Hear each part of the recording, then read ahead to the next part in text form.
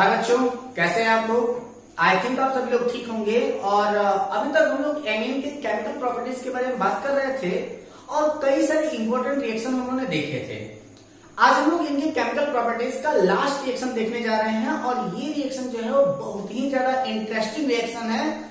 So please ये सारे के सारे रिएक्शन आप लोग ध्यान में रखें, इसलिए सबसे पहले आप जाएं, इस वीडियो को पॉज करें और अपना रफ और पेन लेकर के सामने बैठें ताकि हर एक रिएक्शन आप अच्छी तरीके से बना पाए, क्योंकि यहाँ पर जो आपके एमीन्स के रिएक्शन है वो एक्चुअली बड़े रिएक्शंस हैं। तो जब तक आप अपने से खुद से ये सारे रिएक्शन बनाने की कोशिश नहीं करते हैं, इसमें कुछ भी नहीं है, सिर्फ आपको बनाने की जरूरत है। अगर आप सारे रिएक्शन बनाते हैं तो ये सारी चीजें आपके लिए आसान हो जाएंगी। So let's start off this last reaction that is known as electrophilic substitution reaction. तो किसके बारे में हम लोग बात करने जा रहे हैं? इलेक्ट्रोफिलिक सब्स्टिट्यूशन रिएक्शन के बारे में।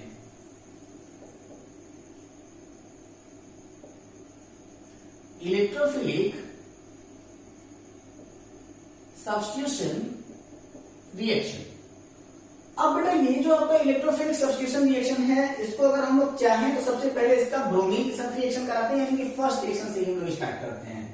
फर्स्ट रिएक्शन हमने क्या है कि इसका हम लोग ब्रोमिफिकेशन करा रहे हैं और इसमें ब्रोमाइड का हम लोग अटैच कराते हैं। जैसे सबसे पहले हमने ले लिया क्या, आपका एनिलीन लिया, ये आपका हो जाएगा आपका NH2 और इसका हम लोग रिएक्शन करा देते हैं आपके ब्रोमीन वाटर के साथ में। ब्रोमीन वाटर का मतलब कि आपका Br2 और यहाँ पर due to presence of H2, ठीक है, ये हो जाएगा आपका ब्रोमीन वाटर। और जब आपका रिएक्शन कंप्लीट होगा तो एक सरप्राइज आएगा और वो सरप्राइज होगा ये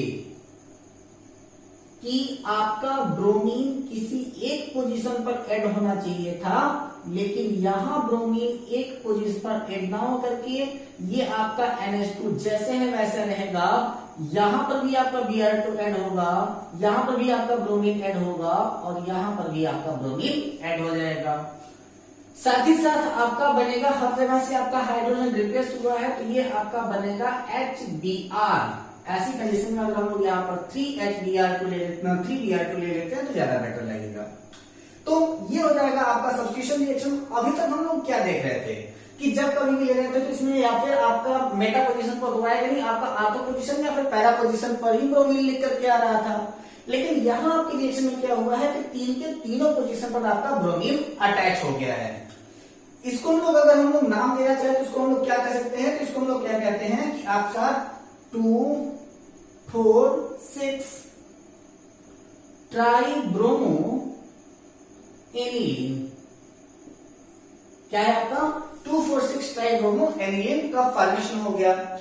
लेकिन अगर हम लोग सपोज कीजिए कि अगर हमसे कह देता है कि आप हमारे को कोई ऐसा आपका ब्रोमो एनिलीन बना करके दीजिए जिसमें सिर्फ और सिर्फ पैरा पोजीशन पर ब्रोमीन लगा हो, इन दोनों पोजीशन पर आपका ब्रोमीन ना लगा हो, तब समस्या होगी। और ऐसी समस्या को निजात पाने के लिए हम लोग एक मेथड का इस्तेमाल करते हैं जिसको हम लोग कहते हैं ग्रुप प्रोटेक्शन। तो इस वाले रिएक्शन को मैं मिटा देता हूं ताकि ग्रुप प्रोटेक्शन का रिएक्शन थोड़ा सा लंबा है तो उसको आसानी से मैं आपको बता सकूं। तो यहां पर हम क्या कहते हैं कि अगर पैरा पोजीशन पर अगर हमको सिर्फ ब्रोमीन लगाना हो तो इसके लिए हम लोग जिस मेथड का इस्तेमाल करते हैं उसको लोग क्या कह रहे हैं, उसको हम लोग कहते हैं ग्रुप प्रोटेक्शन। ग्रुप प्रोटेक्शन का मतलब क्या है? ग्रुप प्रोटेक्शन का एक आसान भाषा में मतलब ये समझ लीजिए कि जैसे कि अगर आपका एनिलीन है, ठीक है, अब इस एनिलीन के ऊपर यहां पर क्या है आपका बेंजीन रिंग के ऊपर ये इसके पाई बॉन्ड्स अवेलेबल है, ठीक है, और यहां पर आपका NH2 है, लेकिन इस नाइट्रोजन के पास में आपका लोन पेयर अवेलेबल है। अब इस लोन पेयर को शिफ्टिंग अगर यहां पर हो रहा है तो ये इलेक्ट्रॉन को यहां पर मूव कराएगा, यहां मूव कराएगा और यहां पर मूव कराएगा, यानी कि इसको रेजोनेटिंग कैपेसिटी ये देगा। और अगर यहां पर इसको रेजोनेटिंग कैपेसिटी है तो अगर हम लोग ऐसा करते हैं कि अगर इसके लोन पेयर को अगर हम कहीं बिजी कर दें तो वो उधर ही अपने लोन पेयर के साथ में बिजी हो जाएगा, वो इलेक्ट्रॉन को इस बेंजीन के ऊपर विड्रॉ नहीं कर पाएगा। ऐसी कंडीशन में सिर्फ और सिर्फ पैरा पोजीशन पर ही आपका ब्रोमीन ऐड हो पाएगा। तो रिएक्शन कैसे करानी है, तो आइए देखते हैं कि हम लोग इसका रिएक्शन कैसे करा सकते हैं। सबसे पहले आप करते क्या है कि आप ले लीजिए अपने पास में एनिलीन,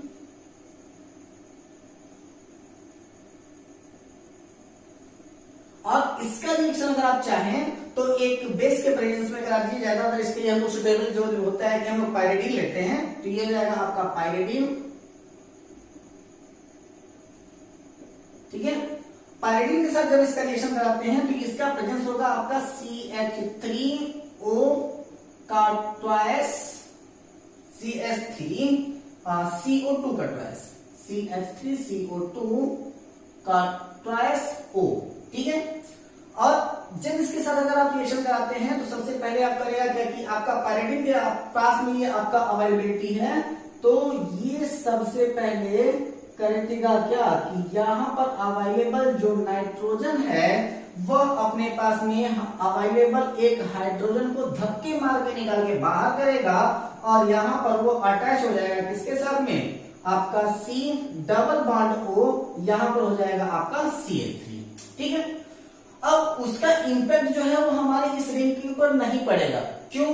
क्योंकि अगर ये वाला बॉन्ड अगर यहाँ ब्रेक होकर के जाता है तो ये लोन पेयर इधर शिफ्ट होगा, आपकी इस बेंजीन रिंग के ऊपर लोन पेयर बनाने के लिए वो नहीं आएगा। तब ऐसी कंडीशन में क्या होगा कि अब इसका हम लोग रिएक्शन थोड़ा सा और फॉरवर्ड करा देते हैं, यानी कि अब इसके ऊपर अगर हम लोग ब्रोमीन वाटर यानी कि आपका Br2H2O का रिएक्शन अगर हम लोग कराते हैं, तब आपका क्या होगा कि ये जो आपका ब्रोमीन है वो सीधे सीधे आकर के आपके पैरा पोजीशन पर लगेगा। ठीक है, तब बनेगा क्या, सीधे सीधे आप इसको देख लीजिए, कुछ टेंशन की ही बात नहीं है इसमें। ये क्या है कि ये एट इट इज जैसे है उसको वैसे ही रहने दीजिए, ताकि वो आपका इलेक्ट्रॉन ड्रेन ग्रुप इधर आ नहीं ना पाए। ये क्या हो जाएगा आपका O, ये हो जाएगा आपका CH3, और आपका हो जाएगा पैरा पोजीशन पर क्या, ब्रोमीन। अब यहाँ पर बात यह हो जाती है कि आखिर ब्रोमीन पैरा पोजीशन पर ही ऐड क्यों हुआ। यहाँ पर आपका आर्थो पोजीशन भी तो खाली था, आर्थो पोजीशन पर आ सकता था। लेकिन ध्यान दीजिएगा कि ये जो आपका प्रेजेंट टाइम का जो स्ट्रक्चर बना है वो nothing but it is a बल्की। ये क्या है, आपका बल्की है, और जब ये बल्की है तो यहाँ पर बहुत ही ज्यादा ये प्रोडक्ट बनेगा। यहाँ पर आर्थो पोजीशन पर भी आपका ब्रोमीन बन करके निकल सकता है, लेकिन वो आपका बिल्कुल माइनर प्रोडक्ट होगा, यानी कि आपका 1 या 2% के करीब में ही वो बनेगा। जो आपका मेजर प्रोडक्ट है वो आपका पैरा पोजीशन पर बनेगा। अब ये जो आपका प्रोडक्ट बना हुआ है, इस प्रोडक्ट का आप सीधे सीधे हाइड्रोलाइसिस करा दीजिए, यानी कि जब आप इसके H2O के साथ रिएक्शन कराते हैं तो ये बॉन्ड जो होता है वो डायरेक्टली यहां से ब्रेक होता है, हाइड्रोजन इस नाइट्रोजन के साथ चला जाएगा, और OH जो होगा वो इसके साथ जाकर के एसिटिक एसिड का फॉर्मेशन करेगा। तो फाइनली आपका जो रिएक्शन बन करके तैयार होगा वो आपके पैरा पोजीशन पर आपका ब्रोमीन लग जाएगा, जिसको हम लोग कहते हैं पैरा ब्रोमो एनिलीन। ये हो जाएगा आपका पैरा पोजीशन पर, और ये हो जाएगा आपका CH3COOH, यानी कि एसिटिक एसिड का फॉर्मेशन हो जाएगा। That is it is your reaction. जल्दी से नोट कीजिए, इसके बाद हम लोग जल्दी से अपने अगले रिएक्शन की ओर चलते हैं, और हम लोग बात करते हैं अब अगले रिएक्शन में, और वो है आपका नाइट्रेशन रिएक्शन। किस रिएक्शन के बारे में हम लोग बात कर रहे हैं, तो वो होगा आपका नाइट्रेशन रिएक्शन। अब नाइट्रेशन रिएक्शन की अगर हम लोग बात करें तो आपका क्या हो सकता है, नाइट्रेशन। और इस नाइट्रेशन रिएक्शन में एक बहुत ही ज्यादा कमाल की चीज बनने वाली है, और वो इतनी मजेदार चीज है कि आप लोग देख करके शॉक हो जाओगे कि आखिर ऐसा हुआ कैसे। ये जो आपके मैं इस समय प्रेजेंट टाइम में जो रिएक्शन बता रहा हूँ बहुत ही ज्यादा इंपॉर्टेंट रिएक्शन है, और बड़े मजेदार रिएक्शन है सबके सब। एक्चुअली अब यहाँ पर जब नाइट्रेशन रिएक्शन कराते हैं तो आपका रिएक्शन फॉर्म कैसे होता है, तो जैसे कि अगर आप ये आप एनिलीन बना लीजिए, ठीक है, और इस एनिलीन के ऊपर यानी कि आपका NH2, और इसके ऊपर अगर आप नाइट्रेशन रिएक्शन कराना है, यानी कि यहाँ पर आपका होगा आपका कॉन्संट्रेट H2SO4, और साथ ही साथ यहाँ पर चाहिए आपको कॉन्संट्रेट HNO3। ठीक है, इसके प्रेजेंस में जब आप इसका रिएक्शन कराते हैं तो आपका ये प्रोडक्ट जो बनता है वो actually nothing but there are 3 product बनेगा। वो कौन कौन सा हो जाएगा, आपका यहाँ पर NH2, ये आपका पहला वाला जो प्रोडक्ट बनेगा वहां पर पैरा वाला पोजीशन पर आपका NO2 लगा रहेगा। दूसरा प्रोडक्ट जो आपका बनेगा उसमें आपके मेटा पोजीशन पर आपका नाइट्रो ग्रुप लगा रहेगा, और तीसरा वाला जो प्रोडक्ट बनेगा वो होगा आपका आर्थो वाले पोजीशन पर नाइट्रो ग्रुप लगा रहेगा। ठीक, सरप्राइज क्या है कि यहां पर जो आपका पैरा पोजीशन पर वाला है वो बनेगा आपका 51%, जो मेटा पोजीशन वाला है वो बनेगा आपका 47%, और जो आपके ऑर्थो पोजीशन वाला है वो बनेगा 2% ओनली। समस्या क्या हुई कि अभी तक हम जितने भी रिएक्शन पढ़ रहे थे, चाहे वो नाइट्रेशन रिएक्शन ही क्यों ना पढ़े हो, वहां पर हमने क्या कहा था कि मेटा पोजीशन पर कभी भी NO2 का अटैक नहीं होगा। लेकिन यहां पर NO2 का अटैक मेटा पोजीशन पर हो रहा है, और वो भी लगभग पैरा पोजीशन के इक्वल में ही अमाउंट दे रहा है। आखिर ऐसा क्या हुआ कि ये आपका पैरा पोजीशन पर रिएक्शन देने के लिए बाध्य हो गया? तब इसका जो सबसे सटीक रीजन हुआ वो ये हुआ कि यहाँ पर जो आपका H2SO4 है, इसमें से अगर हाइड्रोजन को निकालें, या फिर जो आपका कॉन्सेंट्रेट HNO3 है, इसमें से हाइड्रोजन जब निकल करके आपके इस एनिलीन ग्रुप के ऊपर अटैक करेगा तो वो एक्चुअली बनाएगा कुछ इस तरीके से। ये हो जाएगा आपका नाइट्रोजन, ये आपका तीनों पोजीशन पर आपका हाइड्रोजन, और इसके ऊपर नाइट्रोजन के ऊपर प्लस चार्ज, क्योंकि नाइट्रोजन के पास ऑलरेडी में अवेलेबल था क्या, लोन पेयर, और उस लोन पेयर ने इस हाइड्रोजन को अपनी तरफ अट्रैक्ट किया, और इसी को हम लोग क्या कहते हैं, एनिलीनियम आयन।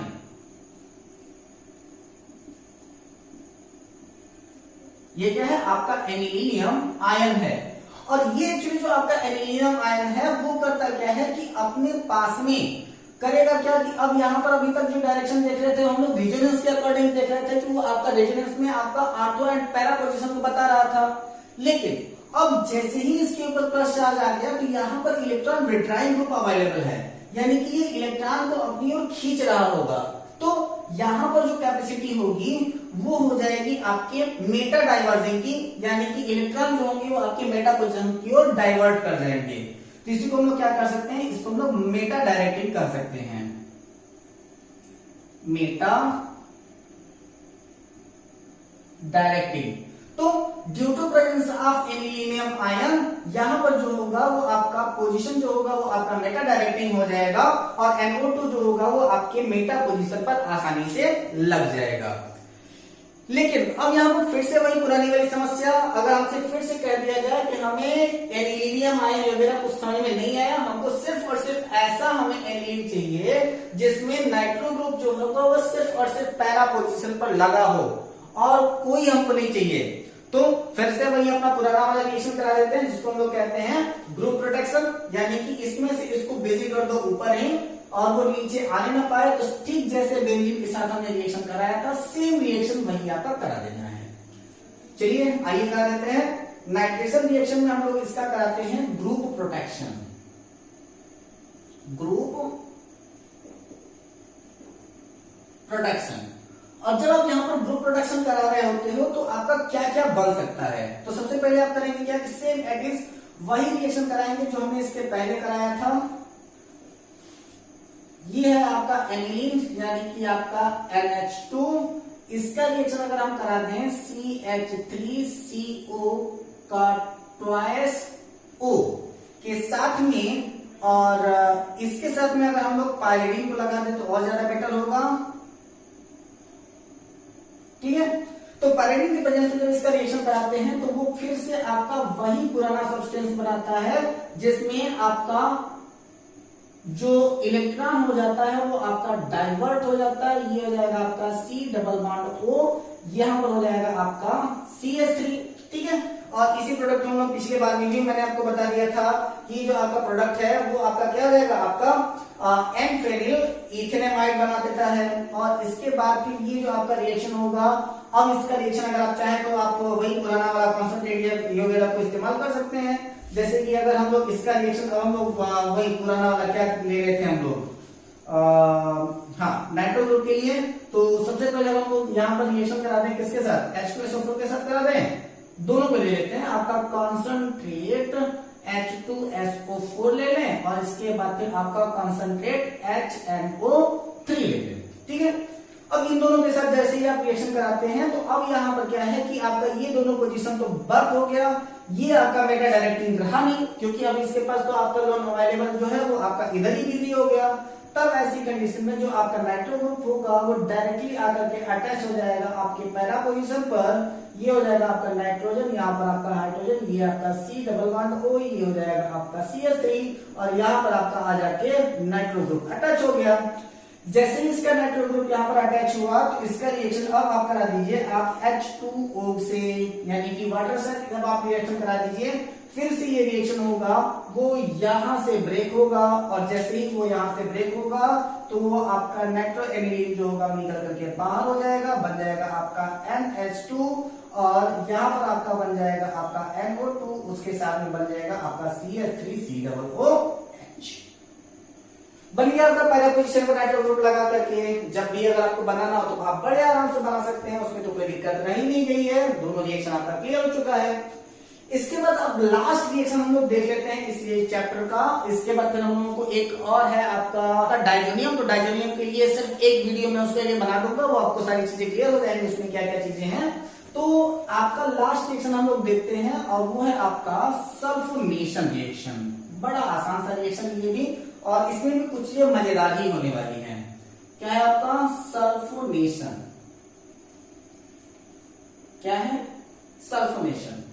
तो हम लोग सबसे पहले बात करते हैं आपके सल्फोनेशन रिएक्शन की। तो सल्फोनेशन में हमको ज्यादा कुछ करना नहीं, ये आपका है अवेलेबल एनिलीन और ये आपका हो जाएगा क्या एनिलीन, और इसका रिएक्शन आप करा दीजिए कॉन्सेंट्रेट H2SO4 से। जैसे ही आप इसका रिएक्शन कॉन्सेंट्रेट H2SO4 से कराते हैं तो ये आपका कन्वर्ट हो जाता है। सबसे पहले यहां से हाइड्रोजन जाकर के इसके ऊपर अटैक करेगा तो ये आपका बनाएगा HNH3 प्लस चार्ज, बचेगा आपका HSO4, तो ये आपका बना देगा आपका HSO4 के साथ में माइनस चार्ज। इसी सब्स्टिट्यूट को हम लोग कहते हैं एनिलीनियम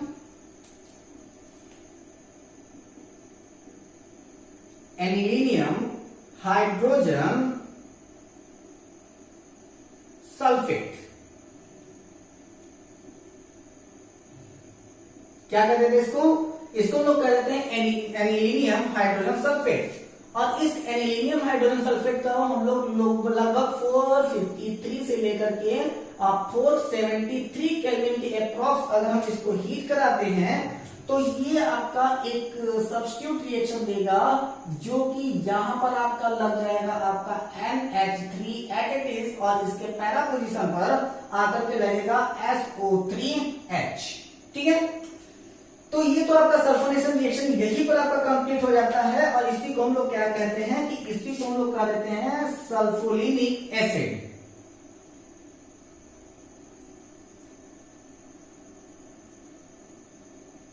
सल्फोनिक एसिड। और यहां पर जो आपका सल्फोनिक एसिड बना है, इसका अगर हम लोग रिवर्स रिएक्शन दिखाते हैं तो वो आपके रिवर्स रिएक्शन में एक इंपॉर्टेंट सब्स्टिट्यूट बनाता है जिसको हम लोग कहते हैं जटर आयन। अब ये जटर आयन क्या है, मैं तो आप लोगों को पता नहीं क्या क्या चीजें बता रहा हूं।